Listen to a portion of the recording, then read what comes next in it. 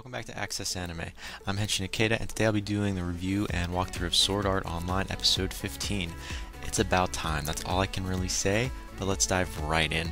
If you remember from the last episode, Kirito actually finished the game, and Asuna was with him, at least online. Now, offline, we see Kirito in a hospital bed, and he wants to see Asuna. You see him getting up with the IV bag in his hand on the stroller, and he's just going down the corridor, and that's where we left off. Now again, I'll keep my comment and my rating at the end of this clip, so stay tuned for that. But let's dive right in for this episode. Now, I thought this was going to take off right from where we left off in the last episode, but we don't. In fact, we're introduced to a new character that's offline, and her name is Saguya Kirigeya. Hope I pronounced her last name right. Her first name that Kirito calls her by is Saguya. And what's interesting is she's not Kirito's sister. It's actually his cousin. We find that later on in this episode. Apparently something happened to Kirito's mother and father that we don't really know anything about. Somewhere down along the lines before he was even 10 years old. Anyways, he was raised beside his cousin, Saguya. So that's kind of interesting. But anyways, Saguya, she is an expert at kendo, and she keeps saying something about her reflection that was in the water at the beginning of the episode, but we really don't know what she really means. Like, she doesn't look like... But I'm guessing she's jealous about Asuna. But I'll get to that later. Now, we're taken to another scene where we see Asuna at the hospital. Apparently, Kirito did find Asuna 2 months later. It's been 2 months now. Kirito... Now, obviously, Kirito isn't his real name offline, but I'm going to keep calling him that because I prefer to call him that. But anyways, Kirito made a deal with the Ministry of Eternal Affairs because they have a Sword Art Online task force, just so he did like a trade-off of information so he could find where Asuna was being held. And from then on, he kept visiting her back and forth, but she hasn't woken up, and apparently 300 players have yet to awaken, and the creator of Sword Art Online, Kayabe Akiko, is missing. So we don't know if he's dead or alive. So that's interesting. But again, 300 players have yet to awake, and they're in a coma. Now we're introduced to a guy that's walking in a room beside Kirito, and his name is Yuki. Now it's not to be confused with another character that was on Sword Art Online, the daughter of Kirito and Asuna, well, the adopted daughter. But this is actually a male figure. His name's Yuki, and he's the CEO of a company, actually the president. I believe that's what he was called, the president, but he's also the CEO. And he's actually Asuna's father. That was kind of curious. Now, he doesn't know anything that's really happened online, so he doesn't know that they were married, none of that crap. But this is where this episode really took a pitfall. It went straight down the toilet as soon as I watched this part. And I think a lot of people are going to agree this guy is just as bad as Nomi from XL World. I'm just putting that out there. But anyways, not Yuki, but the next guy I'm going to introduce. The next guy, he's a lab chief for Yuki's company. So it's kind of interesting. So he's friends of the family. So that's interesting. Now, this is another thing interesting. His name is Saguya. And again, he's a lab chief for the Yuki's company. He was actually asking for permission to get a dress for Asuna. We find out why, like in the next few seconds, we find out. Apparently he's like engaged to her while she's in a coma. And apparently the only way he can really legally marry her is if the Yuki family adopts him into the family, which is what's going to happen. And it's just freaking messed up. That's all I can say. No, it gets even worse. Apparently, this guy has no respect for Asuna. Asuna doesn't even like him. But again, I guess her father's all blind to this. Now we find out that he talks about Argus. After they developed Sword Art Online, the company that I guess ran security and whatnot was called Argus.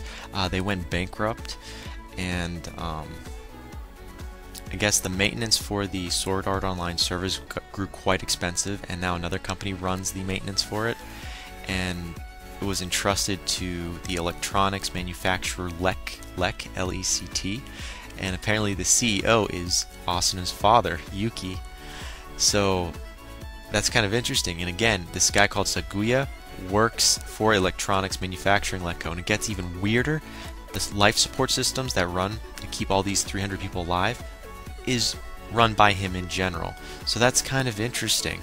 And I was like, so apparently Asuna's life is in this guy's department's hands, and he's going to be marrying her. So that is just so messed up. I'm being honest, this is just messed up right now.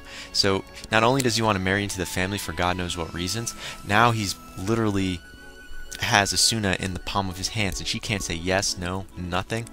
And we get to see more of this guy. Apparently he's going to be marrying Asuna in 1 week, January 26th in the anime. And there's nothing Kirito can do about it. And you make even worse, he's like, you know what? Hey Kirito, I'm going to invite you to the wedding at the hospital, just because it's the worst calendar month for the Japanese month or whatever to invite friends. So I'm going to invite you. I'm like, ooh. And know what's even weirder? This guy was making weird facial, I don't know what to call it, facial gestures at Asuna, like licking his lips. It's like he was gonna rape her or something. I don't know. It's like, this guy makes me feel sick to my stomach, and I really, really do not like this guy. I'm just putting it out there. Now, Kirito, then, I guess he's looking at the Saguya guy, and Saguya's like, yeah, don't bother coming back.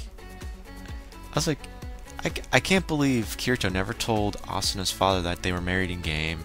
Apparently, Saguya knows a little bit about Kirito, of what's been going on online to an extent. He knew that they were living together, but not that they were married. But again, this guy, bad news. Worse than the guy from XL World, Nomi. Definitely up there. Now we're taken to a different scene, thank God, because this scene pissed me off. So we move to a different scene now. And we see, apparently, Kirito is at his house now, not in the best of shapes. He's in his room, freezing like he's gonna die, kind of. And his cousin, Sugyu, or I'm just gonna call her by her last name, Kirige. Kirige comes in and tries to comfort him. And apparently, she had a secret at the beginning of this episode. I think she really loves Kirito, but now that she knows Kirito is in love with Asuna, she has no chance. But there was a little cutscene where we get to find out their relationship, like how they're actually related.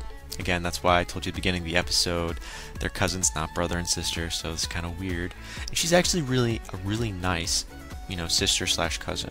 And to find out, his aunt, Kirito's aunt, which is apparently also his mother technically, but realistically that's his aunt, is into computers.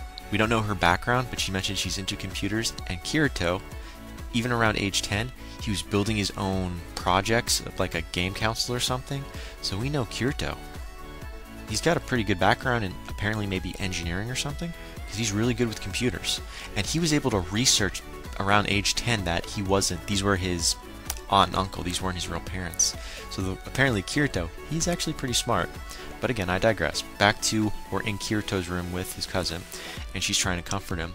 She ends up sleeping with him as a comfort, I guess, for body temperature wise, because he's freezing cold, and she's telling him to hang in there. Hang in there. She's trying to give him advice, and it's working. We see in the morning, Kirito's already awake, like, morning, morning, morning. And apparently she wakes up, she's like, face turned red, and he's like, well, you're going to be late for kendo practice. And she's like, crap. She stares at her chest. I don't know why. Apparently her shirt was a little open, but we don't get to see anything. And she just runs out frantically. So I think she does have a light crush, or brotherly crush, or cousinly crush on Kirito, but it's cute, it's adorable, and I like it. Still, she is an amazing family member to have in this series. So I'm glad we're introduced to her, and I hope we see more of her. Now, we also see Kirito getting an email on his computer, and the sender his name's Egil, E-G-I-L, and we see a picture of Asuna. And that's where the episode ends. I'm curious to who sent this, who is Egil, and apparently where is Asuna now? This is interesting. Now, afterthoughts. I want to see if Asuna is in a different game right now, or is she still in Sword Art Online? We don't know. Also, Is this guy called Seguya actually gonna marry Asuna while she's in a coma? That really cannot be legal. I don't care what country you're in. I mean, she has to be of age by now. I would assume she's of age or getting close to. And even if you're in a coma, I don't believe anyone, not even a family member, has the right to say you're legally married, even if you're adopted into a family. That just doesn't sound legal, even in Japan. I don't know, I'm scratching my head. That could just be me. I want to know, is this actually going to happen? Because if it does, it's going to ruin the series. But I also want to know a little more on Kirito's background. Again, I know it's not his real name, that was his online name, but I'm going to keep calling him that. I want to know more about his background, his family background. I mean, his aunt's into computers. We know nothing about his mother, his real mother and father. I'm just curious to know more of what's he going to do now type of a thing, and maybe a little bit of his background. Also, are we ever going to see Asuna and Kirito's adopted daughter, Yuki, from the game? I'm wondering if she's going to have an appearance. Also, I want to know if we're going to see more of Heathcliff. I know, I said Heathcliff, but that's what he referred to in the anime. Like, I mean, offline, but we already know his real name is Kaebi, the creator of Sword Art Online. I want to know, is he going to come back? I mean, he just vanished. We don't know if he's dead, alive, offline. We just know he's missing. And these 300 people are still in a coma, so food for thought there. What's going to happen? We don't know. But still, there's a lot of stuff there. And I want to know if this guy Seguya, again, is going to get what's coming to him, you know? He's one of those guys you just do not agree with. He is... I mean, Asuna in real life didn't like him. Seguya even admitted this. In reality, she never would have married me, and, you know, we're polar opposites. She hates my guts, you know, blah, blah, blah. So, you're marrying her only because not only you can, but you can probably take the company from her father at some point in time. You can inherit more money. I'm like, this guy really leaves a bad taste in your mouth. But that ends it for my final thoughts. Now, rating-wise, I gave the last episode a 5 out of 5 because, it was definitely amazing. This one, it made me very depressed to see this guy Yugo or whatever, Seguya. And I'm going to give this a 4 out of 5. Just be glad I'm not giving a 3.5 out of 5 or 3. I'm going to give it a 4 out of 5 because at least we know Asuna's alive. We get introduced with a new character and we get a little more closure on Kirito's background, at least some of his family. At least we know he's not... he has two parents that we don't know anything about. He has an aunt that's into computers. We also know he made a deal to find Asuna, so that's interesting. Now, if I'm correct in the actual, when he was online, there was that old man that worked for a security company. I wonder if you get to see him offline, but we don't know. But again, I'm going to give this a 4 out of 5, and that ends it for my walkthrough and review of Sword Art Online Episode 15. Definitely comment down below, thumbs up, thumbs down, subscribe above, and check me out on Twitter. Follow me if you want. But again, that ends it for my walkthrough and review, and I'm done for the night. I can finally relax. I've got tomorrow, I'll be doing Naruto Shippuden, so look forward to that. But before I go, I gotta say it.